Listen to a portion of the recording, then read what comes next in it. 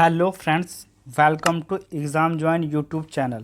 तो जो हमारा टॉपिक चल रहा था इतिहास का, तो उसका अगला भाग आज हम करेंगे कश्मीर के प्रमुख राजवंश। उत्तर भारत के प्रमुख राजवंश हम कवर कर रहे हैं। इससे पहले हमने दक्षिण भारत के प्रमुख राजवंश कवर किए। बाकी जो और महत्वपूर्ण राजवंश है जैसे मुग़ल काल, ये सब हम आगे कवर करेंगे। मध्यकालीन भारत में जो प्राचीन भारत के इतिहास में है उसमें हमने सातवाहन वंश, राष्ट्रकूट, पुष्यभूति वंश, मौर्योत्तर काल, गुप्त काल सभी अच्छे से कवर किया है। आज हम करेंगे कश्मीर के राजवंश। ठीक है, तो इसका स्टार्टिंग करते हैं। तो कश्मीर के हिंदू राज्य का विस्तार, ठीक है, इसको हम देखेंगे। तो कश्मीर के हिंदू राज्य का इतिहास कल्हण की राजतरंगिणी से ज्ञात होता है। ये बुक है राजतरंगिणी, तो ये कल्हण के द्वारा रचित बुक है। तो टोटल कश्मीर का इतिहास इससे पता लगता है। ये देखिए कश्मीर, ठीक है। अब इसके बारे में हम आगे कंटिन्यू करेंगे, इनके और राजवंश कौन कौन से राजा रहे। यह संस्कृत भाषा में लिखी एक ऐतिहासिक रचना है जो कि संस्कृत भाषा में लिखी है। राजतरंगिणी कल्हण जाति से ब्राह्मण था जिसने ये लिखी थी। राजतरंगिणी की रचना उसने जय सिंह के शासनकाल में पूरी की थी। किसके शासनकाल में शुरुआत की थी ये भी हम देखेंगे। 7वीं शताब्दी से 12वीं शताब्दी के मध्य कश्मीर में 3 राजाओं का शासन था। तो ये इसकी बुक में प्रॉपर बताया गया है। कारकोट वंश, उत्पल वंश, लोहार वंश। तो ये 3 प्रमुख शासन थे जिनका शासन कश्मीर में था। 7वीं से 8वीं शताब्दी तक जो शासन रहा वो था कारकोट वंश का, ठीक है, जिसका संस्थापक था दुर्लभवर्धन। उसके बाद 885 से 1003 ईस्वी तक जो शासनकाल रहा कश्मीर पर वो था अवंती वर्मन। लोहार वंश का शासनकाल रहा 1003 से 1339 ईस्वी।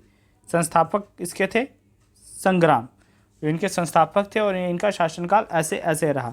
ये प्रॉपर कश्मीर है ये, जो कि थोड़ा सा भाग पीओका का ले लिया जाए, पीओके का, उसके बाद जो पाकिस्तान में, तो टोटल मिला के हमारा ये कश्मीर है, ठीक है, जिस पे इनका शासन रहा है। देखिए लद्दाख को भी ये कवर कर रहा है ये एरिया। तो प्राचीन जो था टोटल ओवरऑल कश्मीर था, तो उस हिसाब से इन नक्शे को लिया गया है। तो प्रॉपर जो इस पर अधिकार था तो इन 3 वंशों का था।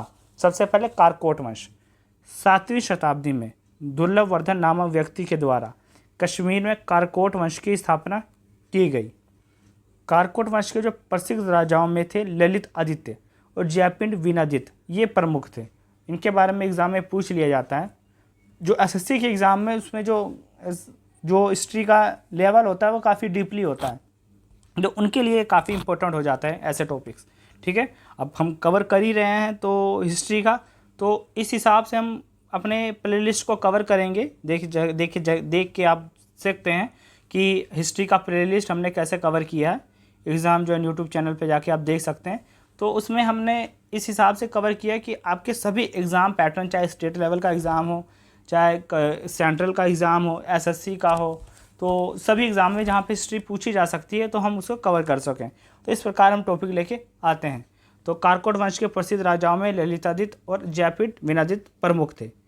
दुर्लभवर्धन के पुत्र दुर्लभ शासक बना। दुर्लभवर्धन का पुत्र दुर्लभ शासक बना था बाद में। उपाधि क्या थी? प्रतापादित्य उपाधि थी दुर्लभ की। प्रतापपुर नामक नगर की इसने स्थापना की थी। दुर्लभ का उत्तराधिकारी चंद्रपीड़ था। चंद्रपीड़ ने केवल 9 वर्षों तक शासन किया था।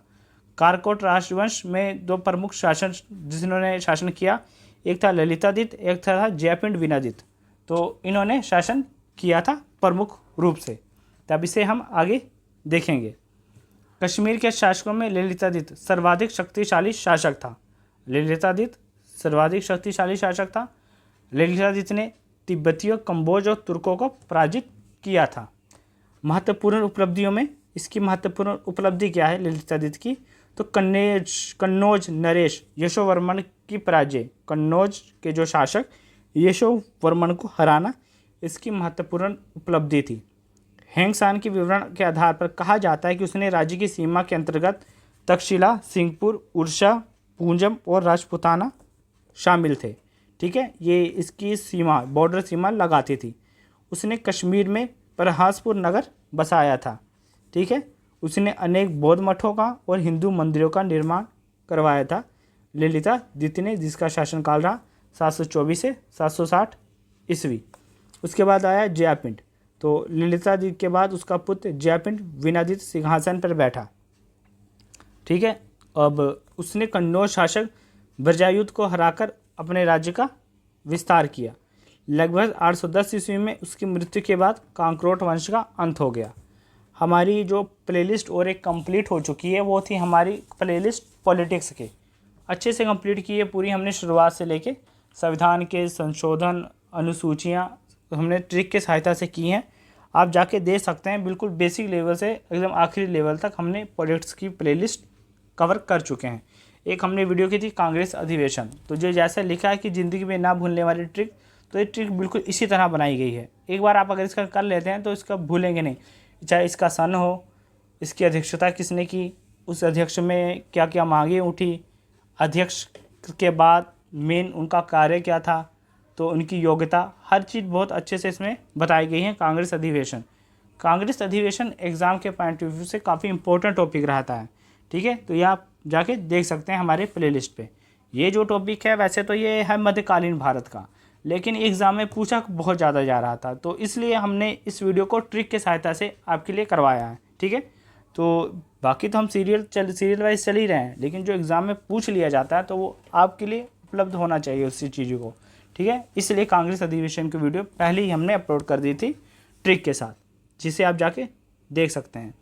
उत्पल वंश 855 से 1003 ईस्वी, तो उत्पल वंश का उदय हुआ कारकोट वंश के बाद। तो कारकोट वंश के बाद उत्पल वंश का प्रारंभ हुआ। इस वंश की स्थापना अवंती वर्मन ने की, ठीक है। 885 से 833 ईस्वी इसका शासनकाल रहा था अवंती वर्मन का। अवंती वर्मन ने कृषि की उन्नति के लिए नहरों का निर्माण करवाया था। उसके दरबार में अनंतवर्धन जैसे विद्वान थे। अवंती वर्मन की मृत्यु के बाद क्या हुआ, उनके उत्तराधिकारियों में गृह युद्ध हो गया। यह है उत्कल वंश, देखते जाइए, ठीक है। उत्पल वंश है जिसमें उत्तराधिकारी शंकर वर्मन विजयी रहा कि ये शासक बनेगा अवंती वर्मन के मृत्यु के बाद। तो शंकर वर्मन को लगातार युद्ध के कारण उसकी धन की कमी का सामना करने पड़ा। ये शासक तो रहा 885 से 902 ईस्वी तक, लेकिन इसे धन की कमी का काफ़ी सामना करना पड़ा। तो उसके बाद धीरे धीरे ये हुआ, इसका शासन कम होता गया। शंकर वर्मन की हत्या के बाद उसकी पत्नी सुगंधा ने 902 से 904 तक अपने पुत्र गोपाल वर्धन की समीक्षा के आधार पर शासन किया। हस्बैंड की मृत्यु हो गई शंकर वर्मन की, तो पत्नी थी, तो उसका बेटा नाबालिग था, तो उस प्रकार उसने उसकी सुरक्षा बन के, ठीक है, यानी जो मेन कंट्रोल था वो उसकी पत्नी पर ही था। लेकिन बाद में प्रभाकर नामक मंत्री के द्वारा गोपाल की हत्या कर दी गई ताकि उनका उत्तराधिकारी ना रहे। उसके बाद सुगंधा ने स्वतंत्र रूप से शासन किया था 914 से लेके 914 तक, ठीक है। देखिए यहाँ तक 914 तक है। बाकी जो शासनकाल और राजाएं आए जिसमें मेन प्रभाकर था, ठीक है, जो इसका मंत्री ही था। उसके बाद जो उत्पल वंश है वो भी ख़त्म हो गया। तो उसके बाद जब शासन आया लोहार वंश का। लोहार वंश का संस्थापक संग्राम राज्य था, ठीक है, ये इसका संस्थापक था लोहार वंश का। संग्राम राज्य ने अपनी मंत्री तुंको भटिंका के शासक महमूद गजनवी के विरुद्ध लड़ने के लिए भेजा था, ठीक है। अपनी मंत्री तुंको भटिंडा के शाही शासक को महमूद गजनवी के विरुद्ध लड़ने के लिए इसने भेजा था। संग्राम के बाद अनंत राजा बना, लेकिन वो इतना फेमस ना हो सका। उसके बाद जो हर्ष था वो लोहार वंश का प्रसिद्ध शासक था। इस वंश का महत्वपूर्ण शासक हर्ष था। वे अत्याचारी शासक था, लेकिन इसका वर्णन कल्हण ने किया अपनी राजतरंगिणी में। कल्हण राजतरंगिणी का लेखक और हर्ष का कवि था, ये इसका कवि भी रहा है। तो लोहार वंश का जो अंतिम शासक जयसिंह था 1128 से लेकर 1155 तक उसने शासन किया था। ये लोहार वंश का अंतिम शासक था। उसने अपने शासनकाल में यवनों को पराजित किया था। जयसिंह ने 1339 ईस्वी में कश्मीर तुर्कों के कब्जे में आ गया। जब तुर्कों के कब्जे में आया तो ये तीनों वंश जो हमने अभी कवर किए हैं वो ख़त्म हो गए। तुर्क का सर्वाधिक लोकप्रिय शासक जैनुल आबदीन था, जिसे कश्मीर का अकबर भी कहा गया है। यह तुर्कों का प्रमुख सर्वाधिक प्रसिद्ध शासक था जैनुल आबदीन। अब कल्हण की राजतरंगिणी के बारे में भी हम देख लेते हैं कि इसमें क्या चीज़ है, इम्पोर्टेंट है। तो राजतरंगिणी तो कल्हण द्वारा रचित एक संस्कृत ग्रंथ है। 1148 से 1150 के बीच इसकी रचना की गई। कल्हण ने अपनी राजतरंगिणी हर्ष के समय में लिखना स्टार्ट किया था, क्योंकि उसी का कवि था, अभी हमने कवर किया, और अंतिम राजा जयसिंह के शासनकाल में पूरा किया। कलहन की रास रंगिणी में कुल 8 तरंग और लगभग 8000 श्लोक हैं। पहले 3 श्लोक जो बताते हैं कश्मीर के प्राचीन इतिहास की जानकारी देते हैं। चौथा से छठा श्लोक काकरोट और उत्पल वंश की जानकारी देते हैं, जो हमने अभी कवर किया है। ठीक है, 7वां और 8वां श्लोक लोहार वंश की जानकारी देते हैं। ठीक है, तो 8 तरंग हैं, 8000 श्लोक हैं। ठीक है, ये लाहौर वंश, ये काकरोट वंश, ये सभी कश्मीर का ही पार्ट था। तो ये थी हमारी वीडियो। ठीक है, कश्मीर वंश की छोटा सी टॉपिक था। वीडियो कैसी लगी, लाइक शेयर और सब्सक्राइब जरूर करिएगा। थैंक्स।